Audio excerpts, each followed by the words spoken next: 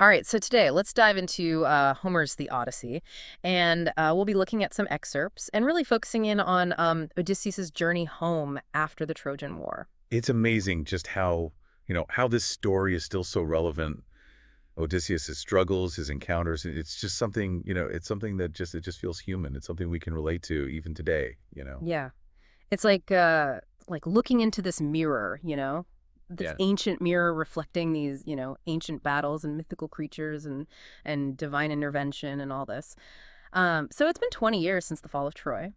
And Odysseus, he's made a pretty powerful enemy in Poseidon. Blinding the sea god's son Polyphemus probably wasn't the best idea. No, not at all.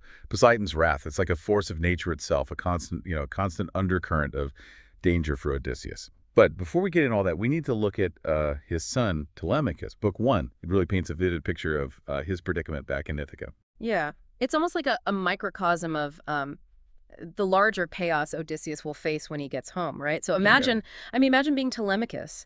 You're essentially under siege in your own home by like over 100 suitors all vying for your mother's hand. Exactly. I mean, these suitors, they're not just guests, Yeah. right? They're a mob.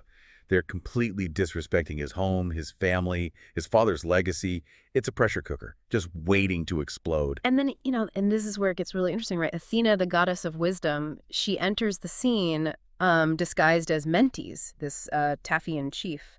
And she's subtly guiding Telemachus. She's urging him to seek news of his father. It makes you wonder, right? Is Telemachus acting on his own, or is he just a pawn in this huge divine game? It's like this Yeah. question of fate versus free will. It's all throughout the Odyssey. The gods are always there, pulling the strings, but human choices still matter.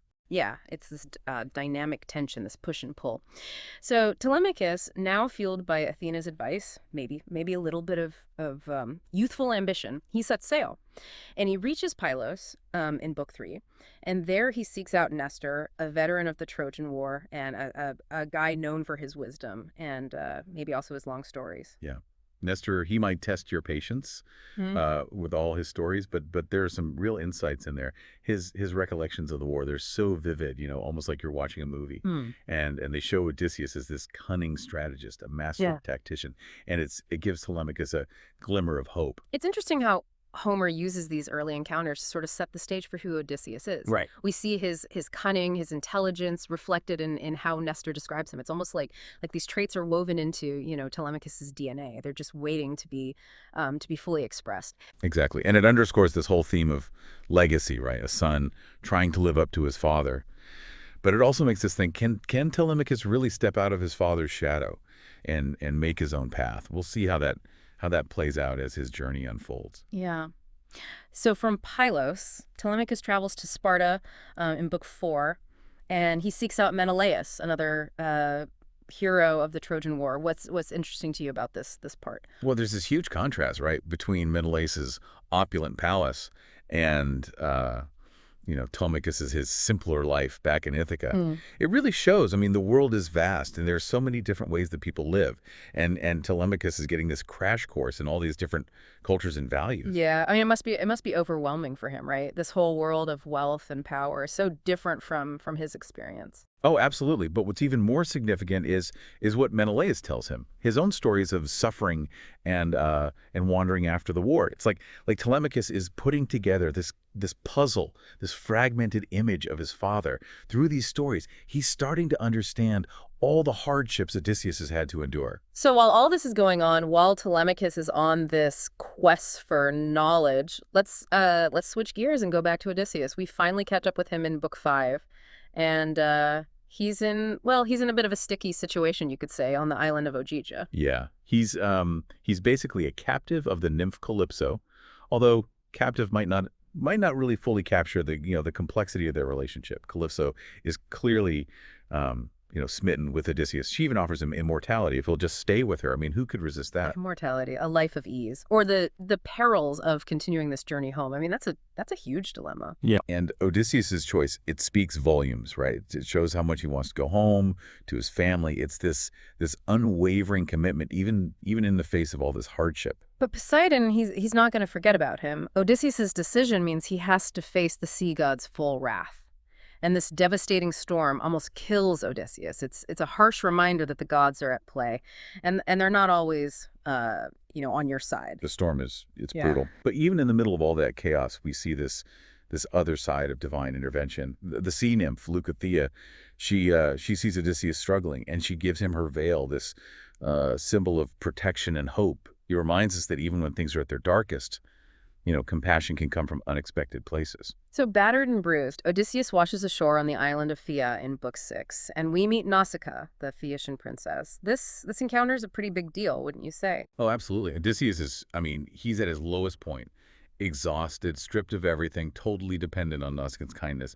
But of course, he uses his wit and eloquence. He appeals to her compassion, and he gets her help. It shows how adaptable he is, how he can handle any situation, no matter how tough it is. He's like a master chess player, always thinking 3 steps ahead. And this is where the Phaeacians come in, right? Known for their hospitality and their love of stories. They offer him refuge, a chance to recover, and they give him a platform to finally tell his own story. And their society is interesting too. They love games, athleticism, storytelling. It's also different from the harsh world Odysseus has been facing. It's this brief moment of peace before he has to relive all those harrowing experiences. Yeah, it's like Odysseus steps into this whole other world with the Phaeacians. Their culture, their values, it's so different from the brutality he's faced. But it's here in the safe haven that he starts to tell his story, beginning with the land of the Lotus Eaters. Oh yeah, the Lotus Eaters. They offer this seductive escape, a chance to just forget everything and just surrender to bliss. What do you think? What do you think Homer's trying to say here? Well, I see it as this powerful metaphor for the temptations we all face, these alluring distractions that can pull us away from our goals, our purpose. The Lotus Eaters, they represent that part of us that just wants comfort, wants ease, even if it means giving up on our ambitions. It's like a warning, a reminder to stay focused no matter how hard things get. And speaking of hard things, Odysseus's encounter with the Cyclops, Polyphemus, that's a story for the ages. I mean, trapped in a cave with this man-eating monster, his escape, it's a testament to his quick thinking, his daring. It really is. It's like the classic David and Goliath story. Yeah. But Odysseus' victory, it comes with a price, right? Hmm. His actions, they just make Poseidon even angrier. It sets up this ongoing conflict between man and God. Yeah. And it raises the question, survival always worth it, no matter the cost. Yeah, that's a question that echoes throughout the whole story. And then there's Circe, this sorceress who turns Odysseus's men into pigs. It's terrifying, but also kind of funny in a way. The imagery it's definitely striking. And Circe herself, she's an interesting character. At first, she seems like this classic femme fatale, this dangerous temptress. But then she becomes something more. She becomes a source of knowledge, guidance, even a reluctant ally to Odysseus. It's almost like she embodies this duality in human nature, capable of both great cruelty and unexpected kindness. And then we go into the underworld, this descent into the realm of the dead, where Odysseus talks to the prophet Tiresias and sees the ghosts of his mother in Agamemnon. This is full of symbolism, wouldn't you say? Oh, absolutely. This is one of the most haunting parts of the Odyssey. This journey into the underworld, it's like a journey into the depths of human existence. It's a confrontation with death, with the past, with the weight of choices. Yeah. It's like a rehearsal for his eventual return to Ithaca. He's facing the consequences of his actions, dealing with loss, with regret. But he also gets this valuable insight from Tiresias, prophecies that will shape his future. And those encounters with his mother, with Agamemnon, they really highlight these themes of family, loyalty, the lasting impact of the Trojan War. Yeah. These ghosts, they remind Odysseus of what he's lost, what he's fighting for. They fuel his determination to get home, but they burden him with this huge sense of responsibility. And after this harrowing journey into, the realm of the dead, Odysseus has to face another challenge. The Sirens, their song, it's so alluring. It promises knowledge, fulfillment. It lures sailors to their deaths. How does Odysseus resist this? Well, it shows his self-control, his leadership. He knows the danger, but he's also, he's driven by this thirst for knowledge. He wants to hear their song, but he doesn't want to die. So he tells his men to plug their ears with beeswax, and he has himself tied to the mast. It's this incredible image of the struggle between between curiosity and self-preservation. It's like he's saying, I want to hear the song, but I also want to, I want to live. It's such a clever strategy. It shows his ability to, to see danger coming and come up with these creative solutions. And it highlights a major theme in the Odyssey: Hmm. balance. Odysseus has to navigate these extremes, recklessness and caution, curiosity and self-discipline. And then, of course, there's the impossible choice between Scylla and Charybdis. What a dilemma. A six-headed monster or a giant whirlpool. It's like you're damned if you do, damned if you don't. It really illustrates the impossible choices Odysseus has to make throughout his journey. There's no easy way out, no guarantee of safety. He has to make these calculated decisions, knowing that loss and sacrifice are inevitable. His choice to sail closer to Scylla, to sacrifice 6 of his men to avoid being completely destroyed, it shows his pragmatic side, his willingness to make tough choices for the greater good. Yeah. It's a leadership lesson, right? Sometimes you got to choose the lesser of two evils, even if it means, making painful sacrifices.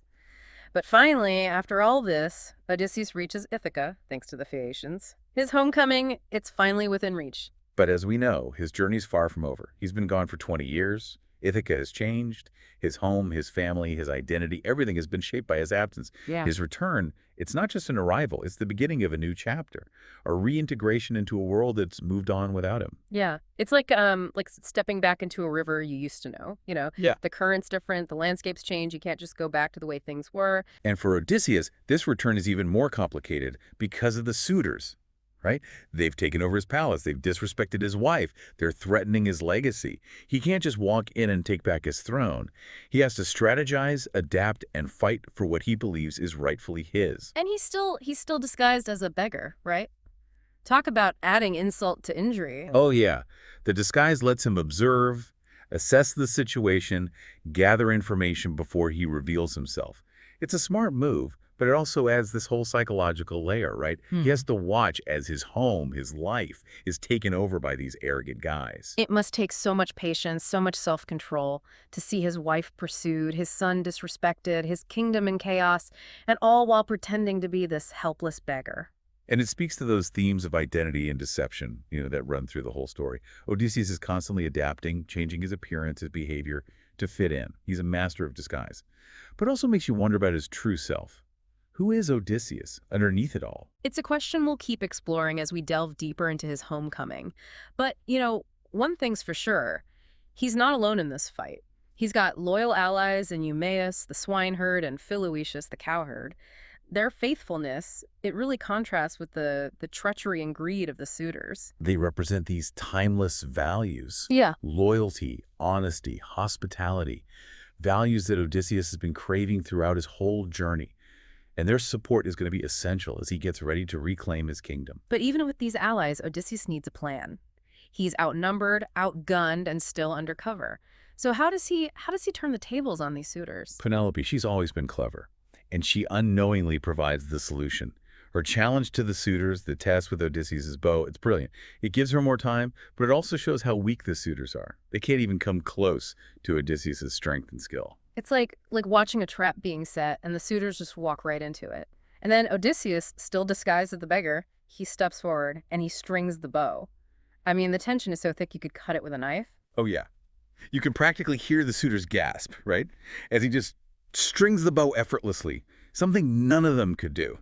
And then the arrow flies, and it pierces all 12 axe heads. It's this display of marksmanship that proves, without a doubt, who he is. Talk about a show-stopping moment. It's the big reveal, and it signals the beginning of the end for the suitors, and the battle that follows is just brutal. Odysseus, with the help of Telemachus, Eumaeus, and Philoetius, they unleash their fury. The violence it's graphic, like something out of a movie. You see Odysseus' rage, all those years of frustration and longing just exploding. But it's also a reminder that even righteous anger can have devastating consequences. This bloodshed is going to leave scars, physical and emotional, on everyone. It's a sobering reminder that victory often comes at a price. But amidst the carnage, there's a glimmer of hope. Odysseus and Penelope, they're finally reunited after 20 years apart. But as we've been talking about, their reunion, it's not simple. There's mistrust, unspoken questions, the weight of everything they've both been through. Penelope, I mean, you can't blame her for being cautious. Can she really believe this man, this stranger, who says he's her husband? So she tests him. She asks him about their past, looking for proof that goes beyond just words. And it shows how strong she is, how intelligent. She's not just going to accept him at face value. She needs to be convinced. It makes their eventual recognition even more powerful. When Odysseus describes their marriage bed, the bed he built himself, the bed that represents their bond, Penelope's doubts just disappear. It's this huge emotional release, a confirmation that their love, their connection has survived all those years of separation and hardship. It's a testament to love, to loyalty, to shared history.